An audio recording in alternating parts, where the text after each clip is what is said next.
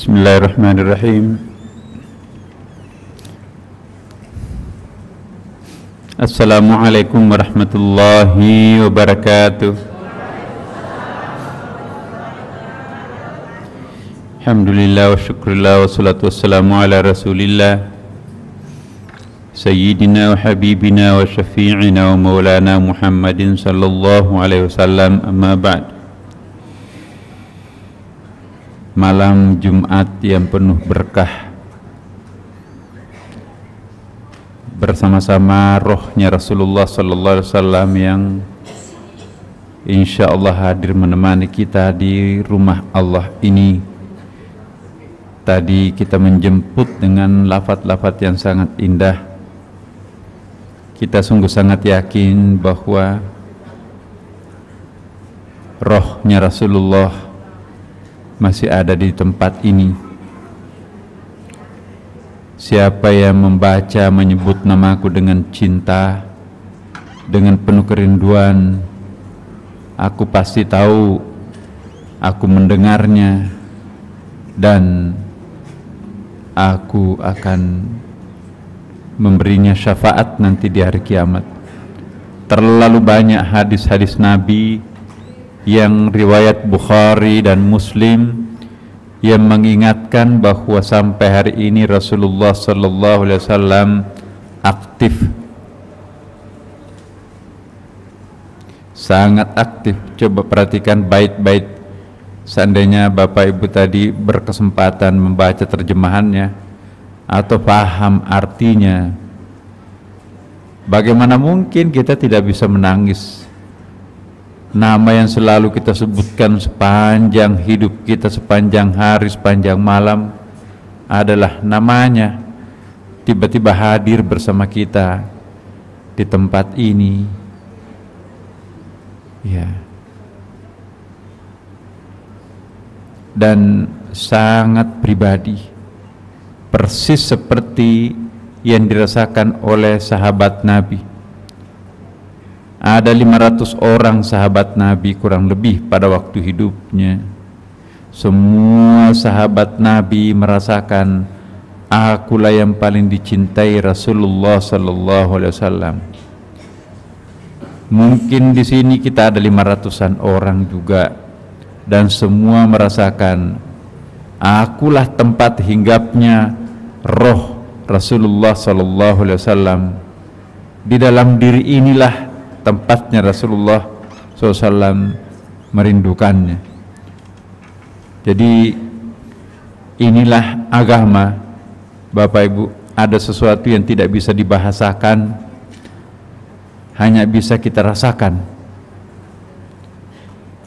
Akan tetapi hanya orang-orang yang memiliki pendengaran dan telinga batin yang tajam yang mampu mendengarkan rohul kalam, ya, roh di balik lantunan-lantunan suci tadi. Ya. Inilah malam Jumat ini, selain kita melatih mata batin kita, juga melatih telinga batin kita. Saya ingatkan sekali lagi, wa idza quri'al Qur'an fastami'u lah wa ansitu la'allakum turhamun. Dan apabila dibacakan Al-Quran, apabila kita diingatkan sebuah himpunan besar Al-Quran, fastami'ulah, maka hendaklah kalian mendengarkannya, mendengarkan dengan telinga lahiriah dan mendengarkan dengan telinga batin kita. Wa ansitu la'allakum turhamun, dan perhatikanlah dengan tenang, resapi, rasakan, dalami, niscaya engkau akan mendapatkan kasih sayangnya.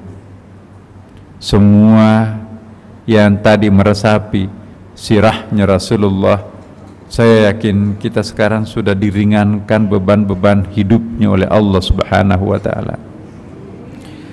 Sebutlah nama Tuhanmu dan hatimu dengan merendahkan diri dan rasa takut. Ini bahasa Arabnya jauh lebih indah Bapak Ibu daripada terjemahannya. wadhkur rabbaka fi nafsika tadarruan wa khifatan. Ini bukan ucapan biasa ini. Wadhkur rabbaka di sini diartikan sebutlah. Sebetulnya bukan sebut di sini. Ia menyebut juga, menyebut dalam suasana batin ya. Wadhkur, renungkanlah, rasakanlah getaran-getaran hatinya setelah mendengarkan kalimat-kalimat suci tadi. Wadhkur rabbaka, rasakanlah energi batin itu. Fi nafsika, bergetar di dalam dirinya. Tadarruan, dalam keadaan merasakan kekecilan kita. Begitu kita mendengarkan kata-kata Allahu Akbar, langsung kita batinnya down, jatuh, kita nggak ada apa-apanya, nggak ada apa-apanya sama sekali, Bapak Ibu sekalian. Itu yang disebut dengan tadarru'an. Begitu mendengarkan nama Allah yang maha besar, maka kita tadarru', kita menjadi sangat kecil. Ini dia. Wa khifatan, tidak disebutkan wa khaufah, tapi wa khifatan. Apa ya? Kalau khauf itu kita takut, karena yang ditakuti itu maha mengerikan untuk menerkam gitu ya. Tapi kalau khifah, kita takut tapi cinta. Nah itu dia, khaufun dengan khifah. Kita takut, ada objek yang ditakuti, benar-benar kita takut dan kita akan menjauhi. Tapi ada objek yang kita takuti, tapi kita akan mendekati. Nah, ini mirip artinya dengan khasya ya. Khaufun, kita takut terhadap satu objek dan kita akan lari menjauhi objek itu karena kita ingin selamat. Kalau khasya atau khifah, kita takut terhadap satu objek dan kita lari mendekati objek itu supaya kita selamat. Inilah bedanya antara Allah dengan ular. Saya kira kita takut terhadap ular. Kalau Bapak Ibu mau selamat dari terkaman ular, lari mendekat atau lari menjauh? Menjauh. Itu takut lalu menjauh untuk menyelamatkan diri. Tapi kalau khasya atau khifah, takut lalu lari mendekat untuk menyelamatkan diri. Malam ini kita lari mendekat. Ya. Inilah bedanya antara takwa dengan takut juga, Bapak Ibu. Kalau takut dalam bahasa Indonesia itu sentrifugal. Kalau takwa itu sentripetal. Kalau kita bikin lingkaran-lingkaran bersusun-susun, kita dari lingkaran paling luar masuk ke titik sentral di paling tengah, itu namanya khasya, itu namanya takwa. Tapi kalau kita dari lingkaran tengah lalu lari keluar ke lingkaran luar, maka itu namanya takut dalam pengertian khaufun, takut bahasa Indonesia. Nah, malam ini kita lari masuk ke dalam. Semakin kita takut kepada Allah, maka semakin kita lari mendekat dengannya. Apa respon Allah Subhanahu wa ta'ala dalam hadis qudsi? Barang siapa yang datang berjalan kepadaku, maka aku datang kepadanya berlari. Barang siapa yang mendekati aku sejengkal, aku akan mendekatinya satu siku. Barang siapa yang mendekatiku satu siku, maka aku akan mendekatinya satu depah. Bagaimana cinta kita kepada Allah Subhanahu wa ta'ala? Jauh lebih cinta Allah terhadap diri kita, Bapak Ibu. Bagaimana cintanya seorang ibu terhadap bayinya, jauh lebih cinta Allah terhadap makhluknya. Nah sekarang cinta kita kepada Allah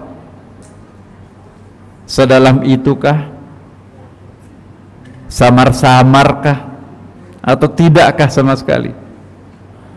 Buktinya dosa jalan terus, itu pasti nggak ada ketakutan di situ. Dosa jalan terus pasti nggak ada ketakwaan di situ. Karena itu Bapak Ibu sekalian, jika kita memang takut kepada Allah, buktikan, mari kita mendekatinya. Semakin takut kita kepada Allah, semakin mendekati dirinya. Semakin tidak takut kita kepada Allah, semakin menjauhi dirinya.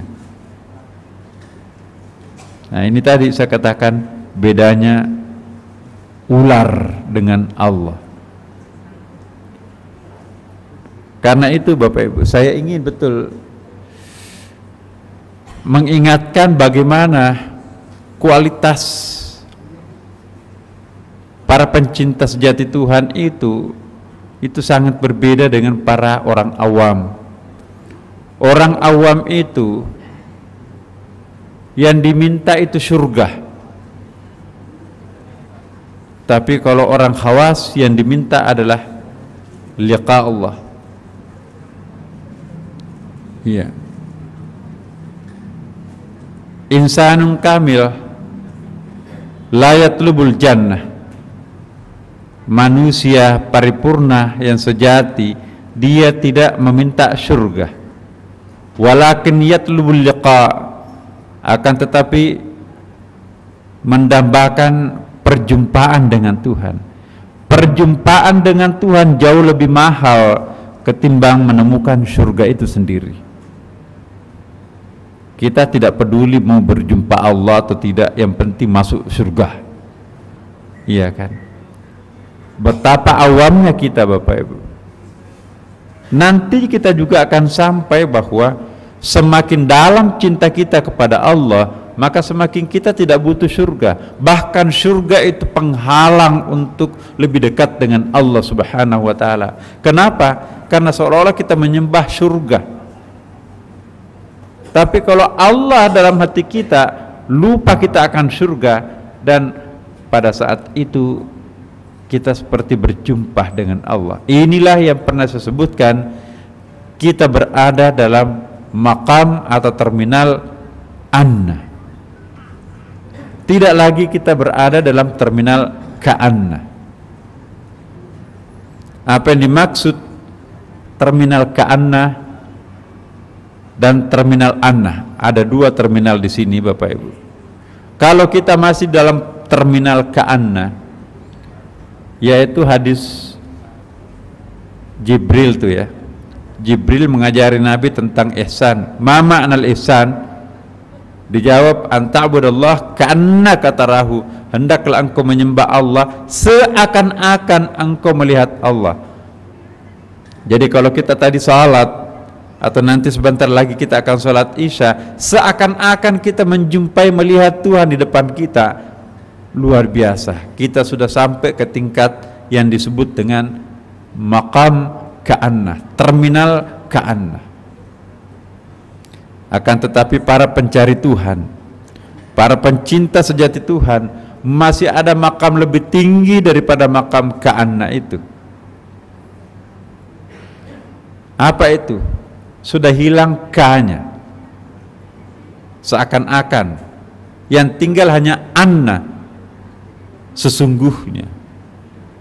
Jadi anta'budallah annaka tarahu, hendaklah menyembah Allah sesungguhnya engkau sudah menyaksikan Tuhanmu. Bukan lagi seakan-akan engkau menyaksikan Tuhanmu. Tidak mungkin loncat ke maqam anna tanpa melewati maqam ka'anna.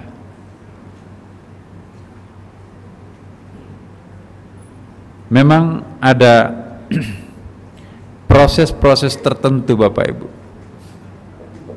Inilah yang kita sebutkan dengan apa ya Bu, namanya tuh khawatir ya. Khawatir itu khawatir. Bukan takut ya. Dalam bahasa Arab itu khawatir itu khawatir. Ntar apa itu ya bahasa Indonesianya?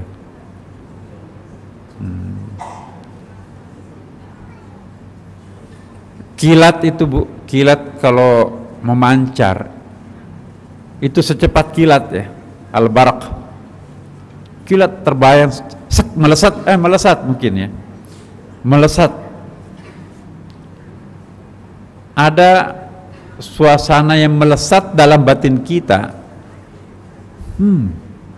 kayak blitz itu ya, blitz, hanya tik gitu ya, tapi sudah nyala dan sudah bisa menangkap bayangan di depannya. Itu khawatir namanya. Jadi ada suasana khawatir dalam batin kita, tiba-tiba melesat sebuah cahaya dalam batin kita, meskipun itu melesat cepat, tapi tersimpan gambaran yang amat terang dalam batin kita. Tadi banyak sekali istilah nur dibacakan oleh Ustadz kita, subhanallah. Hanya saja Bapak Ibu sekalian, di sini kita bedakan ada al-khawatir syaitaniyah. Jangan sampai kita salah tangkap kemelesatan setan yang kita tangkap, tapi disangka bahwa itu adalah kemelesatan malaikat, apalagi rahmaniyah. Mungkin nanti ini pembahasannya panjang ya. Kita akan bahas apa yang disebut dengan kemelesatan syaitaniyah, kemelesatan malakiyah, dan rahmaniyah. Nah, ada bayangan-bayangan melesat, melejit atau melesat ya? Melesat ya Bu ya? Melesat di batin kita. Aku dapat nih. Walaupun satu klik gitu, tapi kita tangkap di situ. Itu namanya khawatir.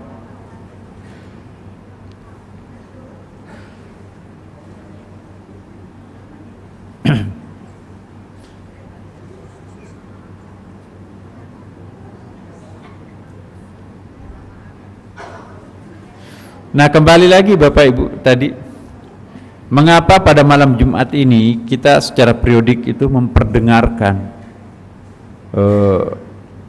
simaan-simaan, renungan-renungan suara, seperti yang pernah saya sampaikan pada pertemuan kita yang lalu. Sebetulnya proses spiritualisasi itu yang paling efektif itu telinga Bapak Ibu, bukan mata. Saya ulangi, yang paling efektif untuk mengangkat kita naik ke langit, dakwah yang paling efektif untuk mengangkat, mengorbitkan kita dekat dengan Allah ialah telinga. Makanya itu di antara seluruh panca indera yang paling pertama aktif dan yang paling terakhir tidak berfungsi ialah telinga. Telinga itu mulai dari janin di rahim ibu itu sudah berfungsi itu. Mata sudah tidak melihat siapa di sekitarnya, tapi telinga masih mendengar. Makanya itu dianjurkan kita untuk melantunkan 2 kalimat syahadat terhadap orang yang dalam keadaan sakaratul maut. Ya. Jangan putarkan video, Mbah, lihat itu video anakmu itu, jangan tinggalkan tuh, si kecil cucumu itu seperti itu. Dia nggak lihat.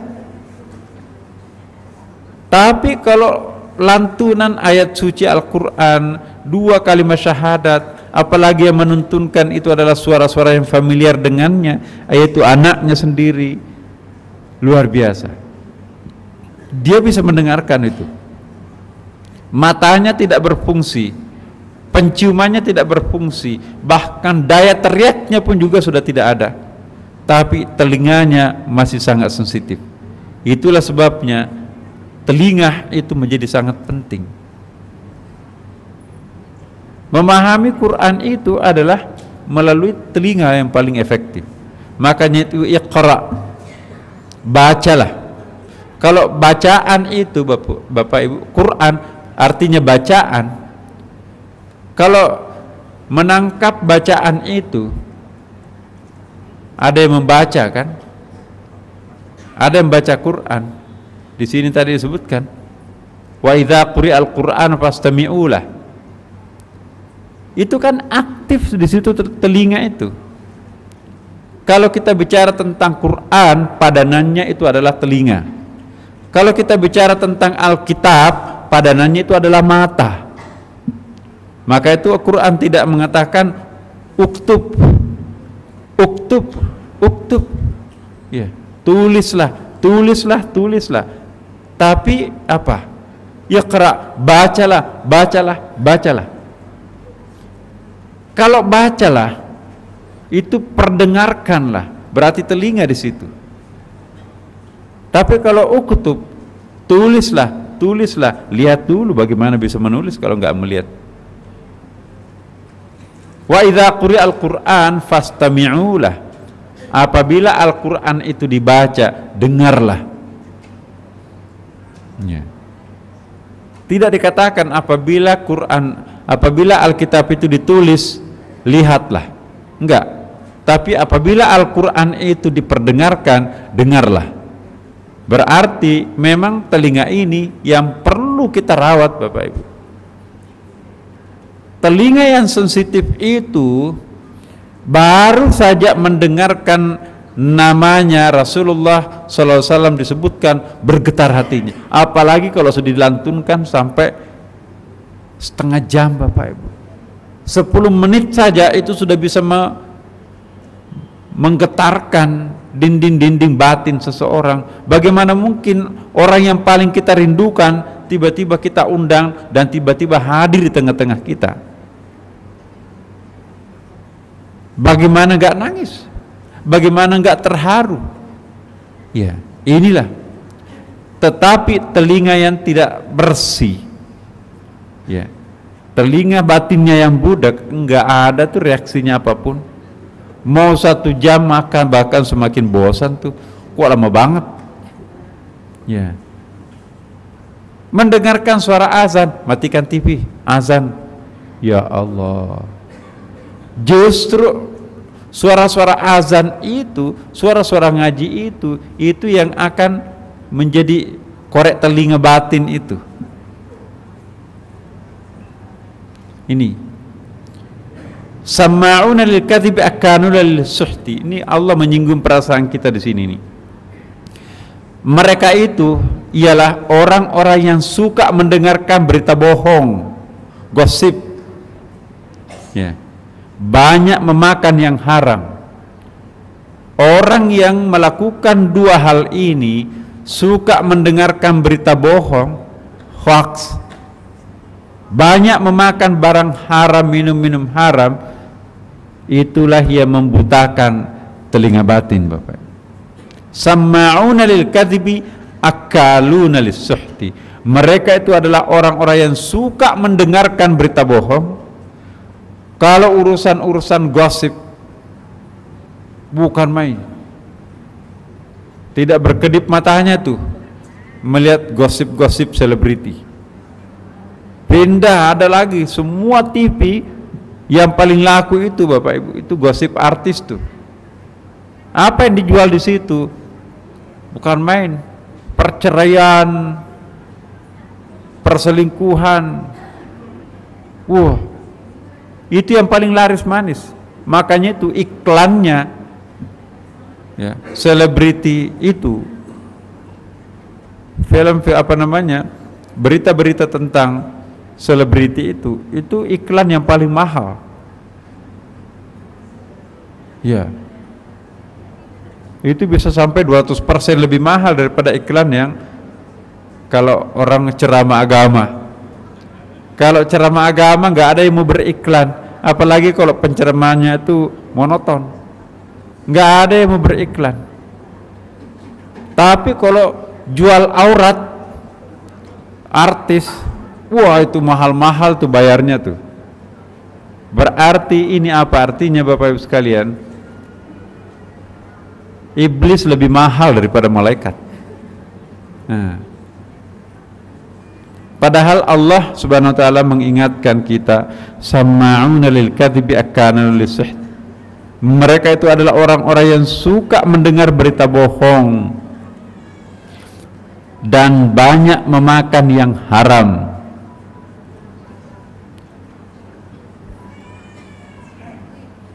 Telinganya sangat sensitif, sangat bersih.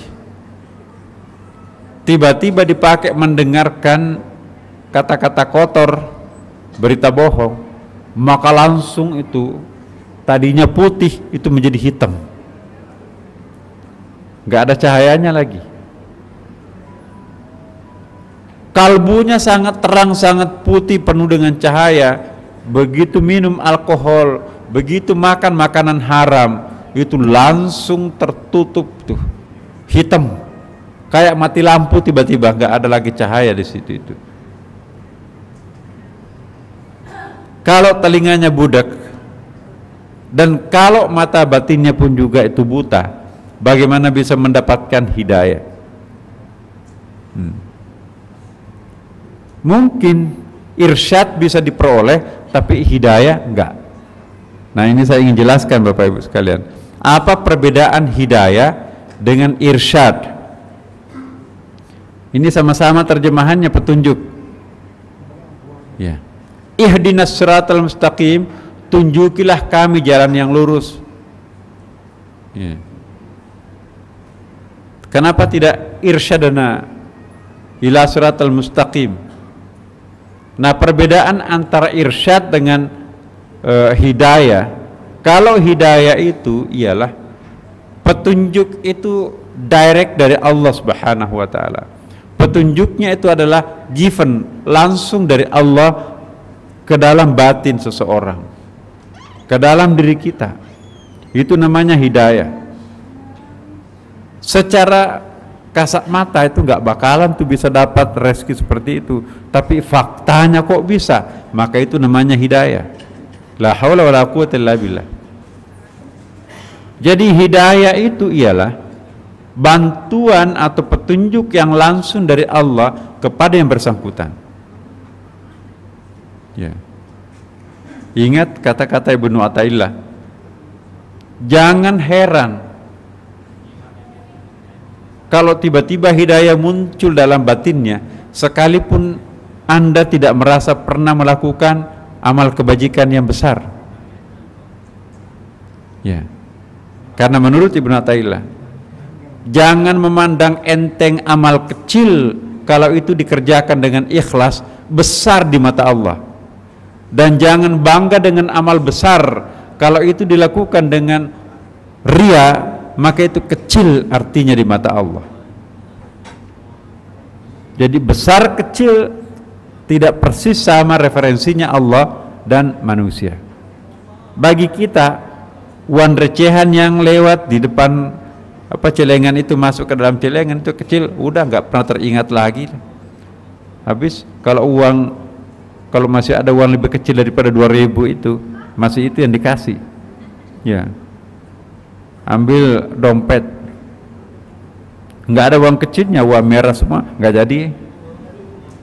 Tapi kalau ada uang kecilnya, pilih yang paling kecil di situ itu. Nah, bagi yang bersangkutan itu paling kecil, tapi bagi Allah itu yang paling besar. Daripada pakai uang 100.000 yang merah itu, sampai salat pun dibayang-bayangin, wah 100.000 susahnya, itu berapa keringat yang menetes itu baru bisa kembali 100.000 itu. Nah, kalau itu terus diungkit-ungkit dalam perasaan, itu menjadi uang kecil. Tapi uang kecil yang terlupakan dan tidak ada artinya apa-apa bagi kita, karena kita sudah ikhlaskan kepada Allah, justru itu uang besar di mata Allah. Banyak uang kecil masuk surga, uang gedenya itu masuk neraka itu. Beli maksiat kalau uang besar, kota amal kalau uang kecil.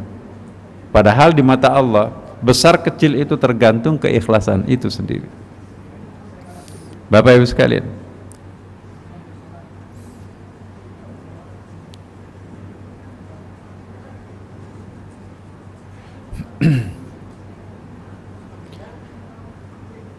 Nah, ya abati inni akhafu ayyamassaka adzabun minar rahmani fatakuna lisyaitani waliya. Wahai bapakku, ini dalam surah Maryam, ini kisahnya kan. Sesungguhnya aku khawatir ya bahwa kamu akan ditimpa azab dari Tuhan yang Maha Pengasih. Nah, ini ada kalimat aneh di sini Bapak Ibu.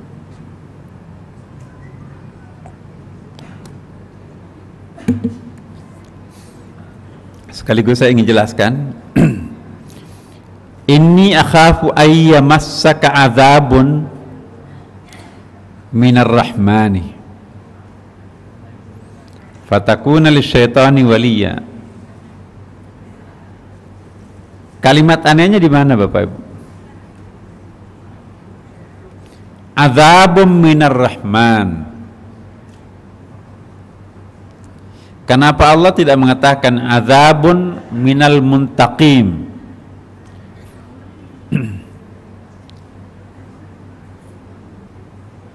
Coba, kaget kita melihat ini.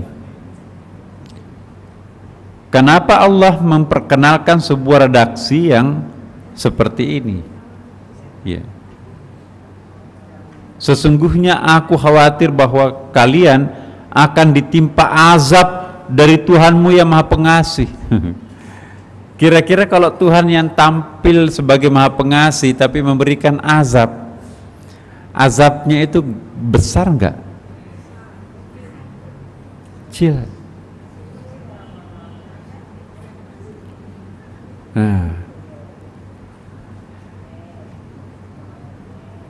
ini buktinya bahwa Allah Subhanahu wa Ta'ala itu dalam keadaan seperti apapun hambanya tetap akan tampil sebagai Ar-Rahmanir Rahim, Maha Pengasih, Maha Penyayang. Dia tidak akan melakukan suatu tindakan dalam kapasitasnya sebagai Al-Muntaqin wal Mutakabbir, Maha Pendendam dan Maha Angkuh.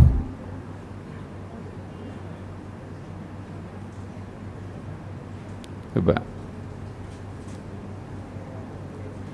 seandainya surga itu harus ditebus dengan amal, enggak ada orang yang masuk surga. Oksigen yang kita hirup, air yang kita minum, kesehatan yang kita gunakan, itu enggak bisa ditukar nilai dengan salat yang enggak pernah ada khusyuk. Jadi kita itu masuk surga karena rahmatnya Allah, bukan karena banyaknya salat. Memang banyak salatnya, tapi hampa, nggak ada isinya tuh salat itu. Allahu Akbar dari awal sampai akhir, ingat dagangannya. Mana isinya salat itu? Nah, apakah salat itu bisa menebus surga? No, nggak mungkin. Jadi surga itu adalah rahmatnya Allah. Sampai Aisyah tuh, jadi termasuk engkau ya Rasulullah? Iya, aku pun masuk surga bukan karena amalku, tapi itu karena kasih sayangnya Allah. Jadi Allah itu lebih menonjolkan dirinya sebagai pemilik kasih sayang, bukan sebagai pemilik sifat pendendam. Makanya itu kalau orang disiksa di neraka Bapak Ibu, neraka itu sebatas untuk mencuci dosa. Kalau dosanya itu sudah hangus jadi debu, habis semuanya.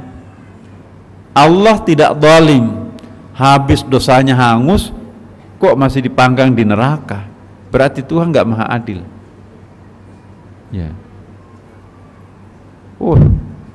Tinggal sedikit tuh dosanya belum hangus tuh, ya, dibolak-balik, diaduk di atas bara apinya, ya. Sebentar lagi tuh.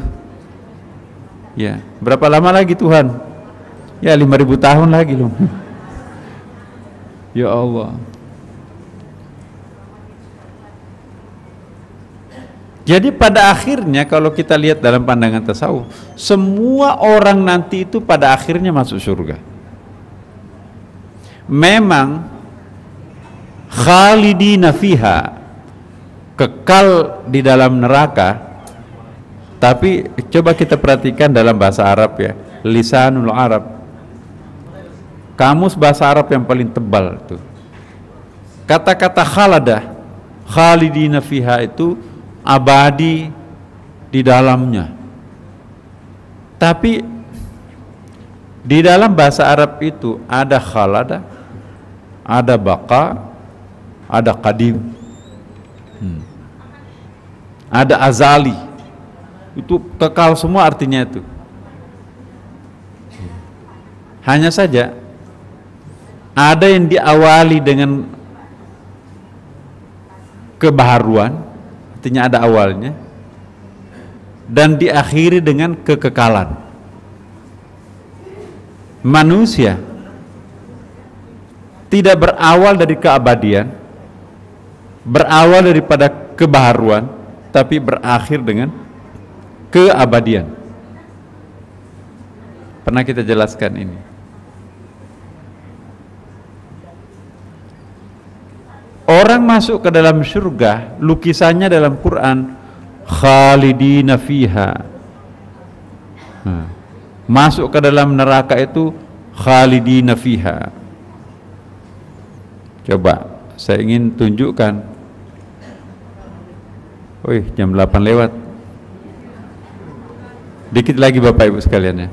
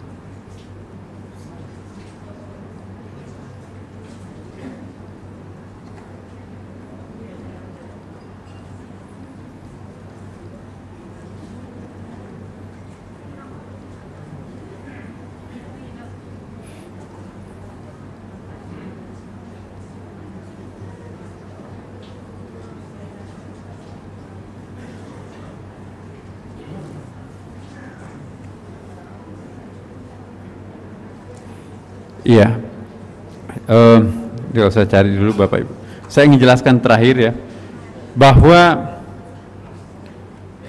banyaknya dosa Bapak Ibu, jangan khawatir. Ya. Inilah nikmatnya dalam kajian tasawuf nih. Karena sebesar apapun dosa yang kita lakukan, kita sangat yakin bahwa pengampunannya Allah jauh lebih besar ketimbang dosa yang besar itu sendiri. Memang faman ya'mal mithqala dzarrah faman ya'mal mithqala dzarratin khairan yarah, akan dibalas, demikian pula syarra yarah, akan dibalas sebesar kecil apapun itu ya. Tetapi Bapak Ibu, kalau yang datang itu adalah Allah yang Maha Pengasih, Maha Penyayang, Maha Penerima Taubat, nggak ada dosa besar. Ya. Sedangkan yang paling sering ditampilkan Tuhan pada dirinya ialah Ar-Rahman, Ar-Rahim, At-Tawwab, Al-Ghafur. Cuma kayak gambling gitu kan.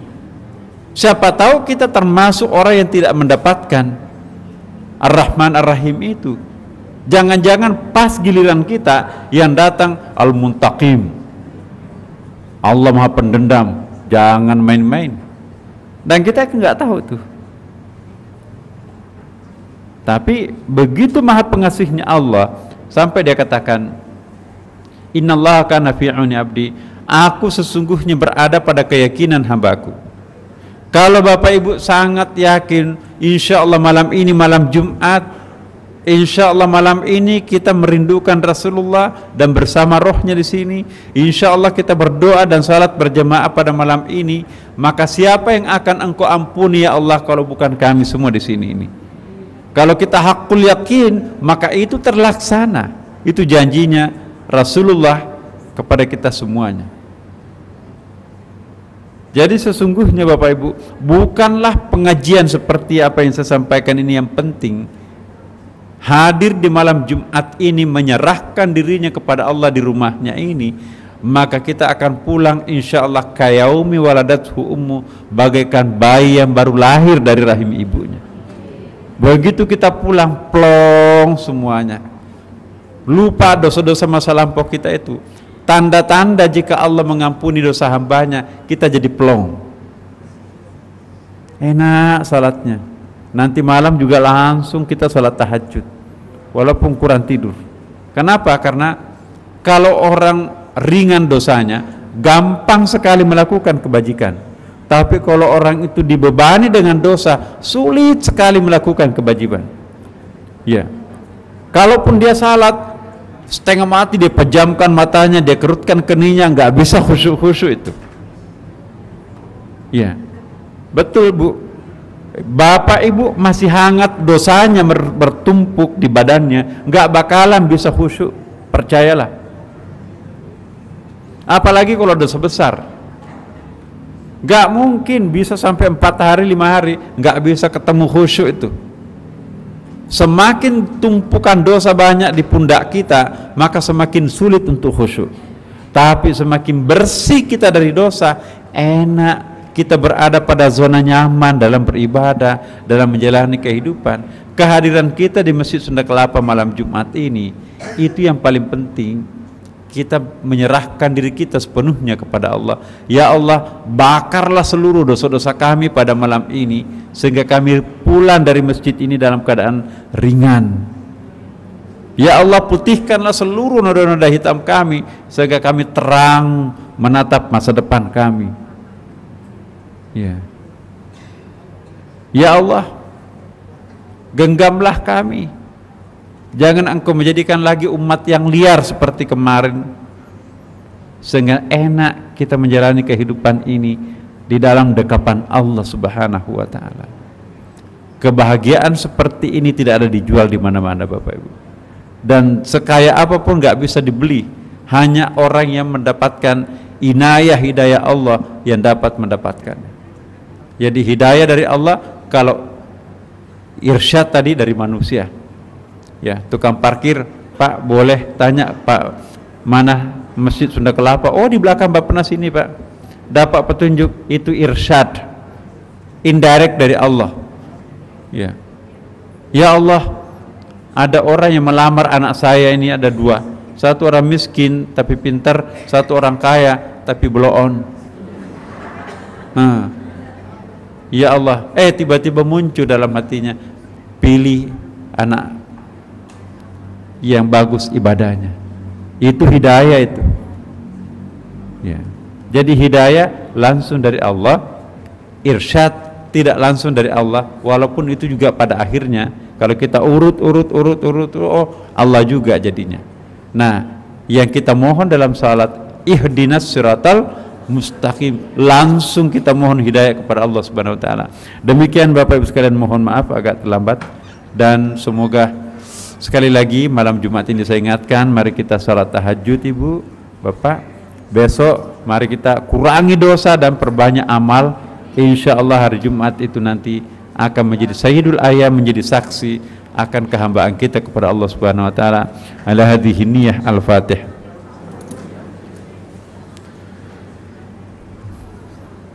Iyyaka na'budu wa iyyaka nasta'in.